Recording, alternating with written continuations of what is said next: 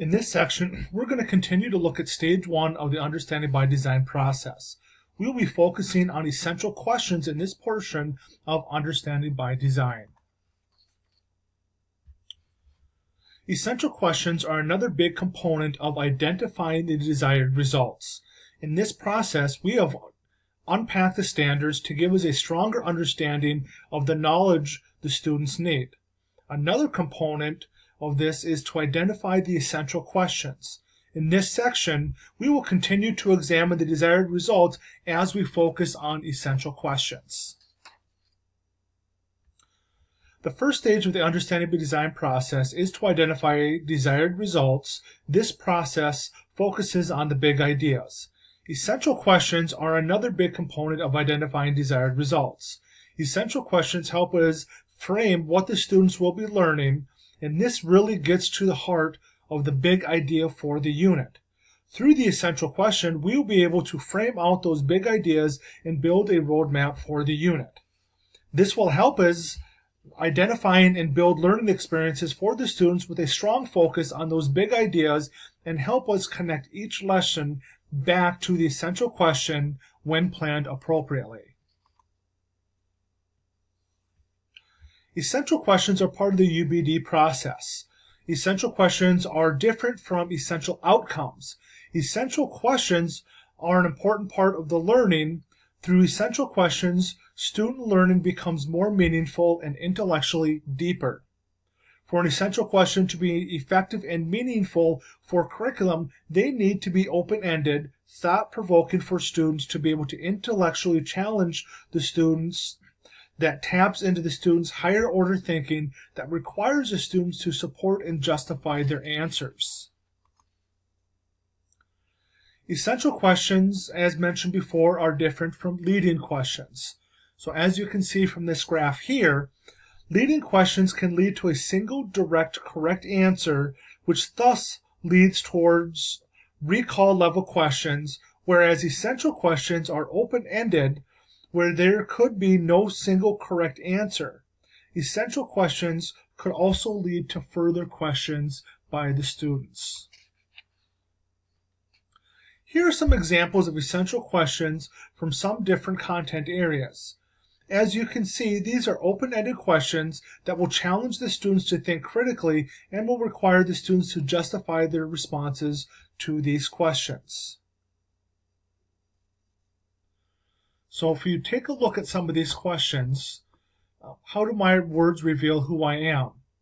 That is a higher level question. There's no single direct correct answer, and even when the students were to give an answer to this question, they have to justify how their words reveal who they are.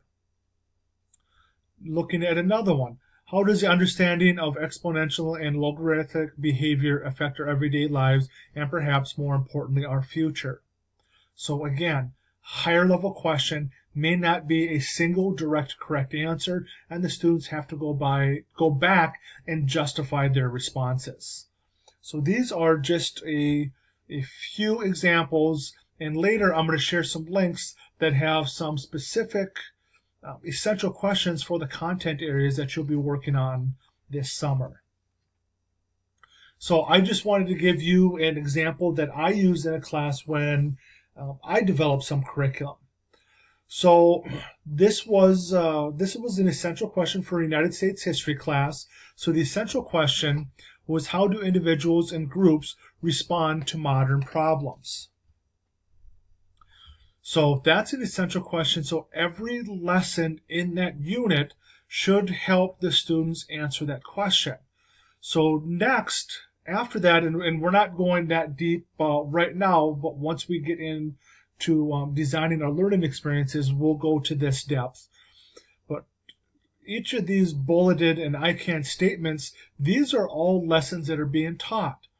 So I can identify early labor disputes. So as the students are looking at the early labor disputes, it helps them answer this question of, how do individuals and groups respond to modern problems? So modern problems at that time were labor disputes. So not only are they learning about the labor disputes, but they're also learning about how individuals and groups actually responded to those labor disputes. So that helps them answer this essential question. I can describe the populist movement. So as the students are looking at the populist movement, they're actually looking at the movement and changes that were taking place during this time in history and the different ways that they're responding to some of those problems that were coming up. So I can describe progressive reforms at the local, state, and national level. Again, so some of the problems that they were facing at that time, and they had some reform movements at local, state, and national levels. So again, it's going back to help the students answer this essential question.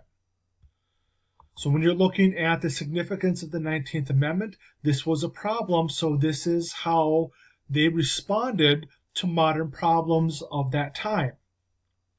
I can describe the significance of the causes and impacts of the Spanish-American War. So again, going back and looking at some of the problems and what caused that to happen, and so how they responded to that problem.